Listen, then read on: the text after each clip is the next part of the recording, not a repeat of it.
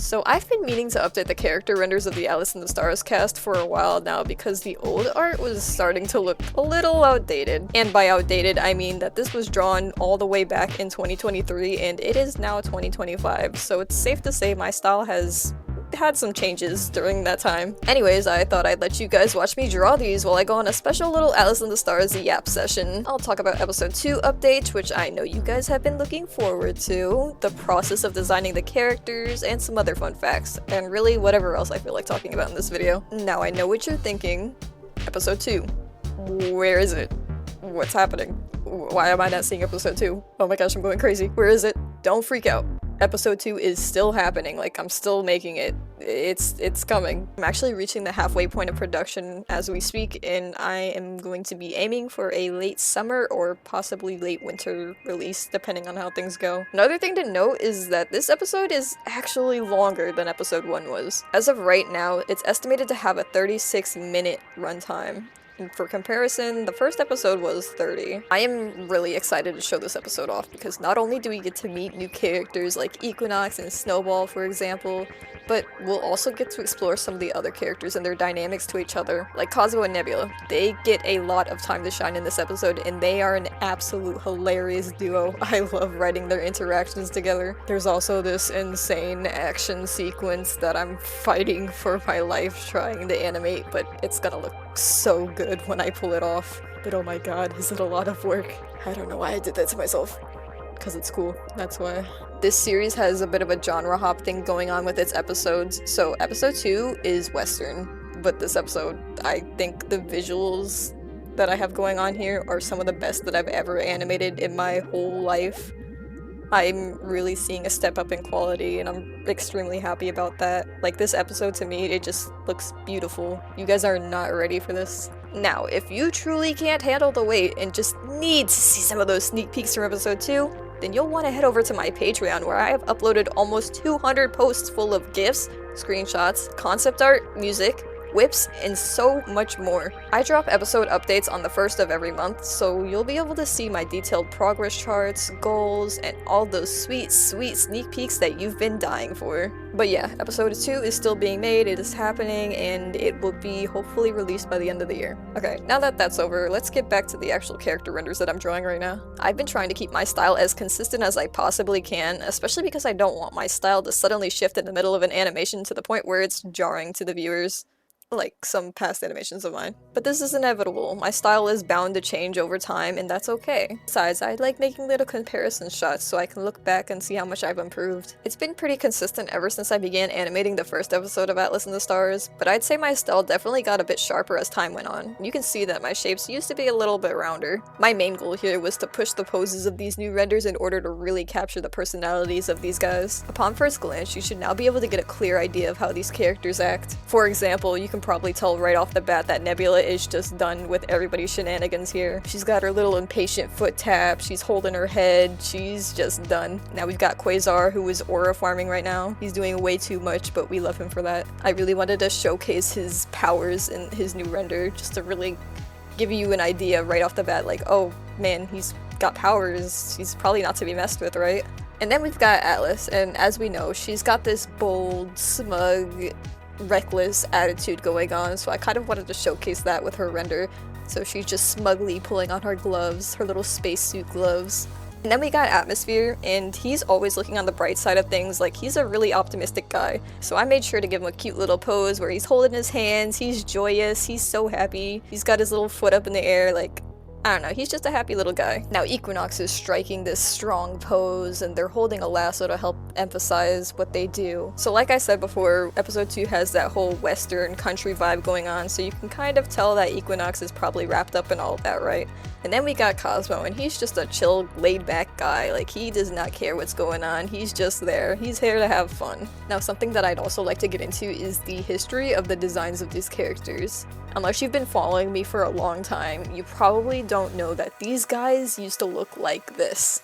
Or this. Atlas and Cosmo were probably two of the more solid designs as they didn't undergo the massive changes that the rest of the characters went to. I did hit a point where I was happy with all of the designs, but they weren't exactly animation friendly, so I decided to put them through the redesign blender one last time. By this point, I had been studying character design more closely and had really taken shape language to heart. One of the biggest changes was that all of the characters' shapes were simplified and emphasized to really draw out their main character traits. When you look at the old designs, it feels like it's harder for your eye to find a spot to rest because they have so many different clashing shapes. Now, the character shapes have all been limited to smaller amounts, which makes them super easy to read. Atmosphere started out as this overly saturated little creature that I don't really know what I was going for because I wasn't actually planning on his design being as important as it was. But yeah, I was not happy with this design, and in less than a day I immediately went for another attempt at it. I actually had the name Atmosphere in my head when I started the redesign, so I started seeing a lot of blues and reds and I just ran with it. I ended up liking his new design so much that he ended up replacing Atlas's previous robot companion Compass. And if you somehow remember this guy, he was originally designed alongside Atlas when I first made her back in 2020. He was going to serve the role as secondary protagonist, but Atmosphere ended up taking his place, so we've got this guy now. After this redesign, Atmosphere's design stayed pretty solid, but as time went on, I started exaggerating his shapes. His hair grew into this massive mane, and a lot of his proportions got stretched. I really love the long face that he has. I think it really fits him. I know it takes some getting used to at first, but I think it really helps fit the whole alienness of his design. When he stood next to Atlas, he doesn't blend in anymore. He doesn't come off as just some blue guy. You can tell that he's like, oh, this is some